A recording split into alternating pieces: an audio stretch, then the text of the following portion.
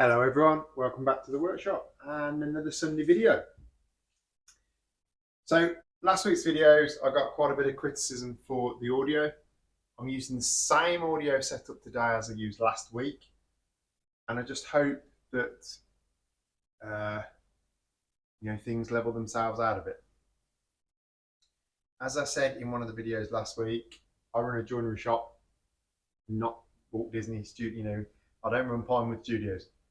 So I'm afraid you're going to have to bear with me a bit on the sound, guys. The edit suite I use doesn't allow me, other than turning the volume up and down, it doesn't allow me to change the audio other than take it out and put the voiceover in. So yeah, I'm doing my best, guys. I really am doing my best. So what I want to discuss today is planes and faults with planes, following on from a comment in another video. There was a guy asked to see how I would deal with, or what are the sort of faults that come up, and how would I deal with them. Now, this video I'm not going to deal with any faults, and I'll do that in a couple of weeks' time. I've got a bit more time to go through it. However, I'm not going to go through every single fault that could happen. I'm afraid that is, plane restoration is one of the teaching courses that I run. It's a weekend course and it won't cost you a huge amount of money. So whilst I will give some snippets, I'm not going to give the whole lot away free of charge, because then there's no point you coming on my courses. So the details for the second half of Century in the Past have now gone live. If there's any of my viewers that have a burning desire to come, you need to email me this week, whittakerbespoke@gmail.com, and I'll put that in the description. Because basically, if you don't, there's not going to be many places. The details went out last night on Friday, so I'm filming this on Saturday. The details went out on Friday evening, and already there's 14 confirmed place bookings. So there's not going to be many spaces left, guys. But we have a hell of a lineup.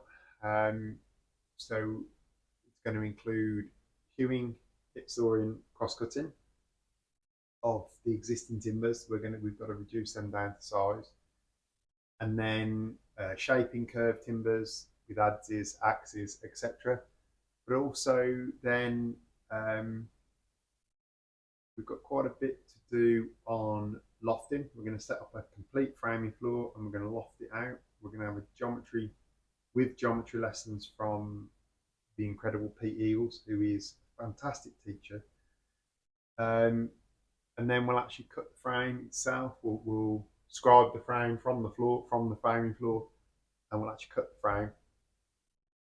So yeah, there's a lot to do on that, and the cost for the whole week, it's a 5-day course. Yeah, so 5 days. The cost of that course will be £350, inclusive of VAT. And if you want to camp, the camping will be £11 a night. On top of that, paid direct to the venue, and the venue will be Hall Park Craft and Shopping Village, which is in North Warwickshire, near Annesley, near Nuneaton. So yeah, get in touch, guys, and I'll send you a booking form. But be quick about it if you want to come. So let's look at the planes and the common faults that I see with planes. So on the front row, we've got 4 smoothing planes of 3 different types. So you've got your modern, I say modern, this is an early record, this is a 1930s record. And you have 2 infills, and you have a standard coffin-shaped wooden smoother. All of them will be, at some point in their life, perfectly usable planes. So we'll start with this one. All right, so the biggest fault with this one is that somebody has decided to clean it and then varnish it. Okay. See there? Glasgow maker. But look at this hideous thick varnish. Right, yeah, you see the varnish has run around on there. That will need skimming. I'll give that a touch. I would scrape this varnish off. Unfortunately, it's removed all the colour and patina as well. Probably this is quite a dark body plane. As you can see sort of down here where they couldn't get properly.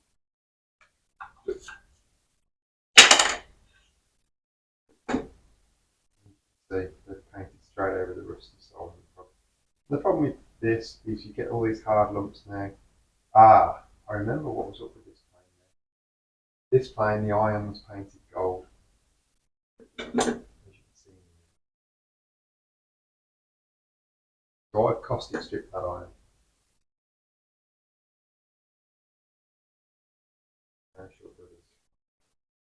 I've caustic stripped all that because it was painted bright gold, as you can see just there. So this plane now needs a skim on the sole. Get rid of this paint, and I'll take a cabinet scrape and I'll clean this varnish off. But it's not nice to use. It's not nice in the hand, and this you can feel the lumps in what should be a fairly flat bed. So yeah, there's not a lot of work to do with that one. Scraping and cleaning would get that one, and sharpening of the iron there. So let's look at the next one. This one, so that plane there would go from usable to working in 10 minutes. 15, well, 20, say, by the time you've tidied the iron. There is a little crack there, but it has been pinned. I wouldn't worry too much about that anyway. I'd use it as it is. Right, so then let's look at this infill plane. This one's cross wires. There's a little bit of pitting to the base. I wouldn't worry too much about that personally, as long as it was fairly flattish. Unless I wanted a really fine finishing smoother, I wouldn't worry about that little bit of pitting. So as you can see here, got a hideous handle grafted on, and it's lost from the top of this button here. So this should be overstuffed, built up here, and you can rise over here. See there? Again, somebody sanded really hard, cleaned this up really hard. Sort of. Well, yeah. Obviously, as it sits at the minute, this iron is not quite sitting down on the bed because of this big handle. Now I brought this plane knowing that there was a fault with it. The iron itself, just like this one, wouldn't take too much getting going again. However, probably haven't got that much hard steel left on that.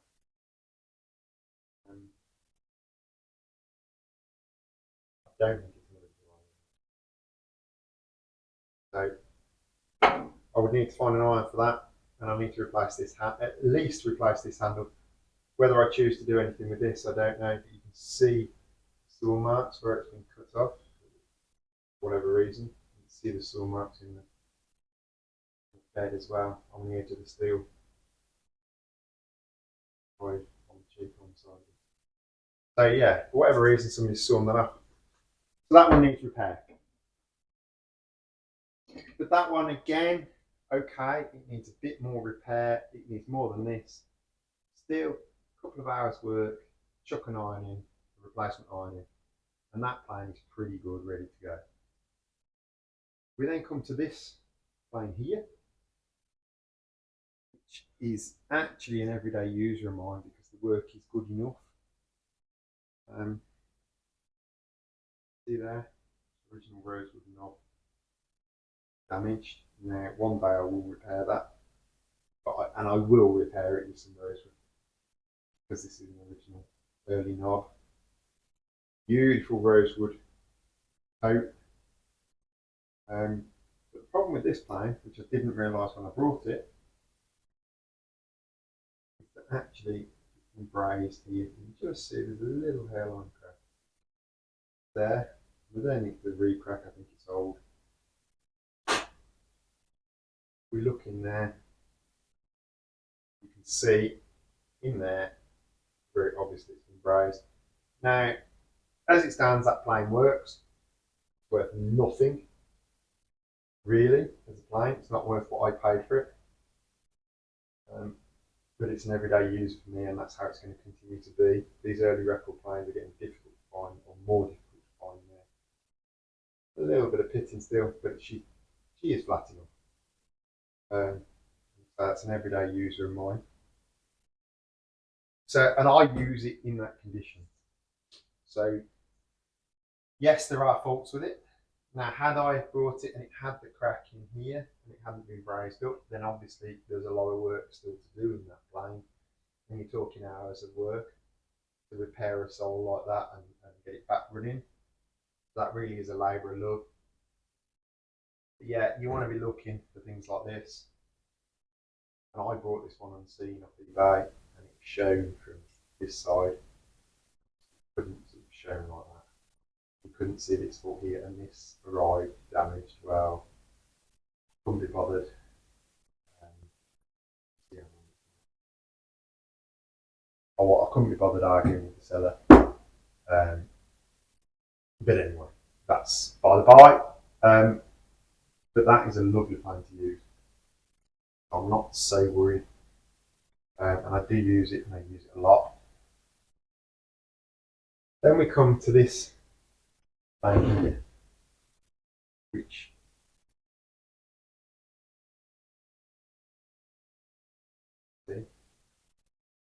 Moulding pane cap. I'm not sure who made the iron. An old iron. But then we start to look around it, a bit like, what's going on here then? And look at the size of the mouth opening.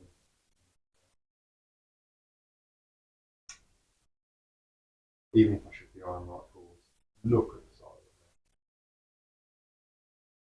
of it. I wouldn't be keen. This came in the mixed lot. Otherwise, I wouldn't be keen on this one.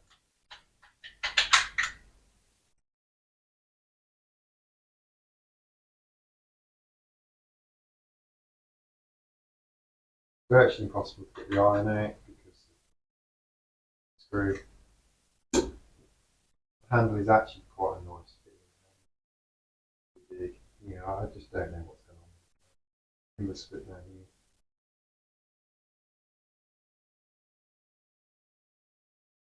Drilled. I've had all these whopping red screws put through.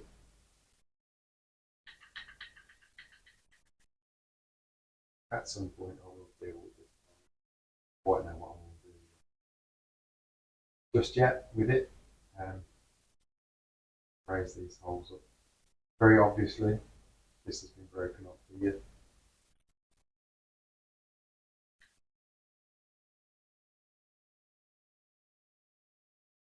Ugly as ugly gets. So just be careful what you're buying, guys. Right, so let's get rid of these smoothers. So that is okay. A little bit more. If it hadn't been brazed, that one is a definite you're going to be in trouble with it. And this is the real sort of ugly, walk away from it unless it's very, very cheap and you want a project job. Moulding planes, the more complex planes that we have there. The first pair are these TNG planes, Aero TNG planes. They're a wonderful set of planes by George Mutter, who, if I just look at the book, was known to be working in London between 1766 and 1793. So they're old planes, they're considerably old. They're a lovely set of planes. Now these planes, whilst they're old and they are from a sought after maker, so they are going to set you back a bit more, they're not mint planes.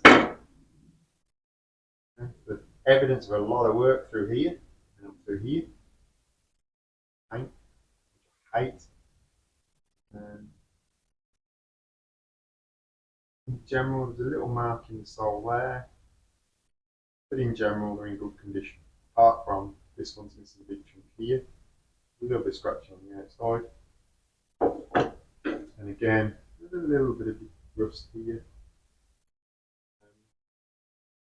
And again, the rivets have gone rusty that are holding in the skate.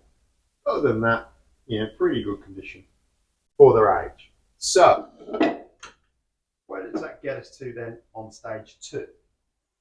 Well, stage 2 with the moulders, there's going to be a bit more damage. So in this case, both of these planes, okay, they've both got damaged boxing. They're interested in a similar profile. This one, damaged boxing there, damaged boxing there. This one's got a bit of worm damage as well, which makes it worse. But this one's a Lowry. And this one is a Moss, WM Moss. I can't see the mark below several makers' marks. So those two I would still buy, and I would actually repair that boxing. I'd make a strip of boxing, the right thickness, and I would actually take it out here somewhere, and then I would let a new boxing into those two. So then we get on to some sort of slightly more sinister faults. Now these planes here, for me, they're not worth more than a couple of pounds each. Mutters are worth a bit more because they don't need a lot of work. These at most £2 to £3 each. Bearing in mind you'll see dealers trying to sell them for £15 to £20 each. But for me, a £15 to £20 each plane needs to be immaculate. Or very, very rare. Then look at this. I can't read the maker's mark on this one. We look at this little side bead. We see a bit more sinister worm going on here. Again, the screws hold the side in here. So this is a side cheek to allow the moulding to be changed and let it pass over. And so the screws are rusty, which means it's not so easy to deal with.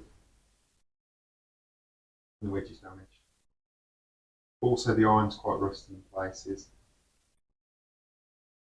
So again, £1.50, £2 each really for that one. You don't want to be spending too much on something like that. We then get to this one, it's a little bit more sinister. Again, you can't read the maker's mark now. Worm damage all over, quite bad on the back. And this is the problem. This worm damage here is the real problem because often you set a moulding plane by tapping the back with a hammer, or you're going to damage that plane now. Obviously the wedge is broken off at some point in its life and it's missing its iron, that one. So that one would need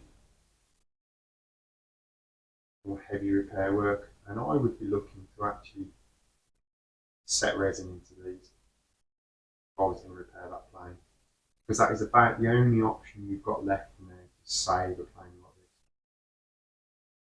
this. Pressurised resin into here. Immersion resin in a pressure vessel.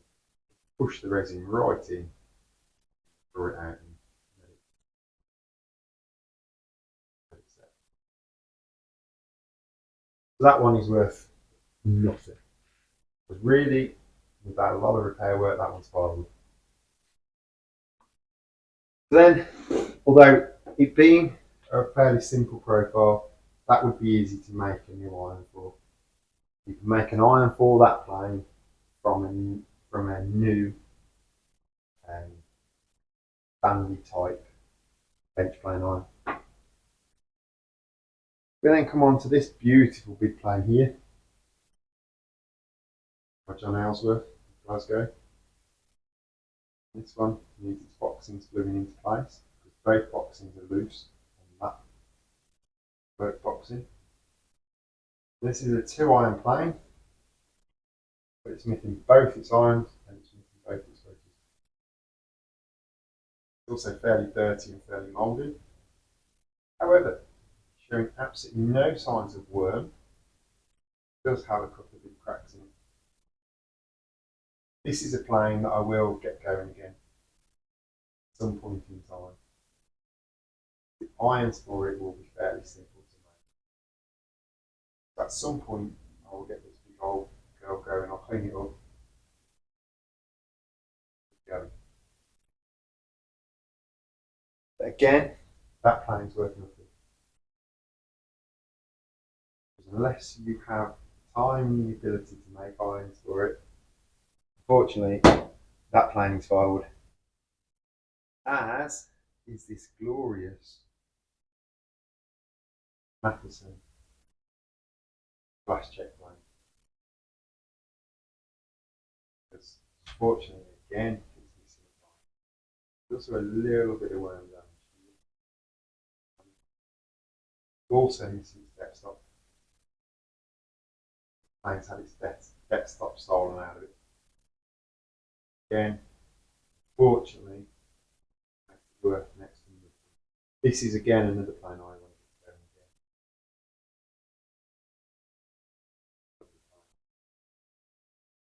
again. What Mr. Greer thinks about his plane that he spent a lot of money on. And then we come on to the downright ugly in the moulding plane section. And again, it's another little bead of the same type as the previous bead we just looked at. Again, you can't read the maker's mark anymore. It's there, but it's not really readable. Probably because the front's been sanded at some point. But in this case, you see the state of the iron there. The iron's in a bad way. There's a lot of worm damage in localised parts. So this strip here, this front strip here, which actually, because it's screwed on, would normally be easily replaced. Not so easily replaced. Screws are damaged. However, take a 16mm hole saw,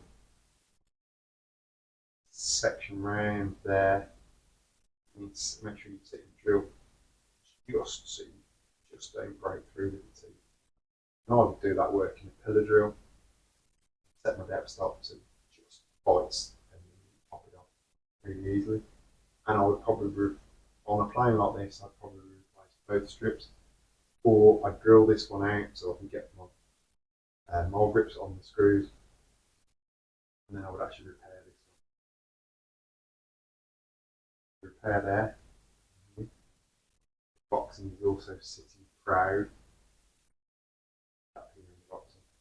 The boxing needs a little bit of just warm air around it, and hide gluing back into place so that it sits right down. But that again, work will become easier. Trackie is repaired. That plane is very ugly. A little bit of worm damage, and wormhole there. But again, lovely length of iron. So this plane with a bit of tarting up would actually go again. See if we can get the iron out of it and see if we can inspect the iron.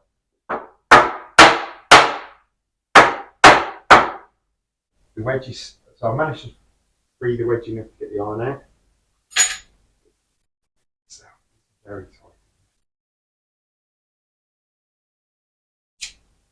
So actually, the wedge is in fairly good condition.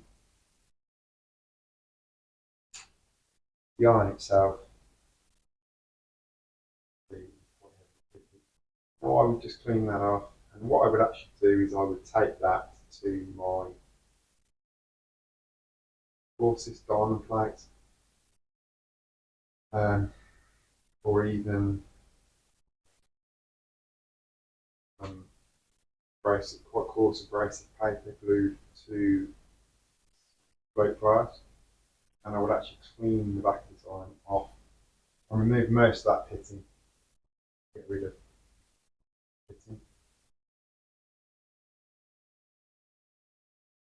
So a couple of minutes later, on my coarsest matrix grip paper and my coarsest diamond, you can see whoever was doing it was lapping it not flat. Okay, but not that flat matters. You know, especially with moulding planes, flat doesn't have to be perfect. There is a bit more pitting to get rid of, but you see, you know, it's changed it massively to what it was. Okay, that very rusty iron would soon come good. I've just touched that there on the same paper. But yeah, it would soon come good. You'd have to put it back in and rework all of this. But it would soon become a very, very usable tool again. However, in the condition it was in, okay, it's complete, but it is rough. And again, I don't think it's worth a lot of money. I certainly wouldn't have paid a lot of money for it. You know, a lot of these planes come in job lots, mixed lots and things. Yeah, you know, we don't need to be paying crazy money for these sorts of things. I know one auction house that would send stuff like this, would end up in a pub on the open fire. Shame, but unfortunately, you know, they're not worth anything. So yeah, like I say, guys, if you want to learn more about this, I do run a flame restoration course, weekend course. If you want to attend, the best thing to do now is email me, because I'm not going to schedule many more courses this year. However, if I have 4 or 5 people interested in doing a flame restoration course, these will be the sorts of planes that you'll get to do. You'll get to do a smoother or a jack like this, day one, that you'll get to take home with you. And then on day 2, we'll look at some of the more complex repairs, things like this, and things like this. So yeah, please do get in touch, guys, because I'm not going to continue to advertise courses unless I'm starting to fill them a bit. So the last flame restoration course I offered, I did have some interest, but then it all fell through at the last minute. So yeah, do get in touch, guys, and we'll get a date together that's agreeable to all of us. Thank you all so much for watching and persevering. And as I say, I'm not into you know, I'm definitely not Walt Disney Studios. That's what you're expecting, guys. Unfortunately, you're going to miss me. And I also have one special request from a good friend of mine, Andrew, and that's that he can see my face more. I saw him at the Royal Welsh on Wednesday, and he said, "We can never see your face in the videos." There you go, Matt. You can see my face now, and it's definitely a face for radio. So yeah, guys, please continue to like and share and subscribe, and make sure you tick the notifications button so you get notifications of my videos. For the next few weeks, I'm going to continue to do Sunday, Tuesday, and Thursday videos. The weekday videos are going to be shorter, like the ones this week. There'll be more of my favourite moulders and things like that. So yeah, and like I say, drop in the comments below, guys, the sort of things that you want to see from me. Remember, keep it joinery related, because if it's furniture related, I don't feel myself a suitable teacher. I have made furniture, but I've never been a professional furniture maker. So I'm not going to continue. I wouldn't sort of set out to make videos on furniture, but anything in the joinery, particularly the architectural joinery sphere and historic work, let me know, and I'll do my best to make some videos. So yeah, drop all that in the comments. Thank you all so much for watching. I'm still amazed that, you know, my viewing figures are changing, you know, as quick as they are.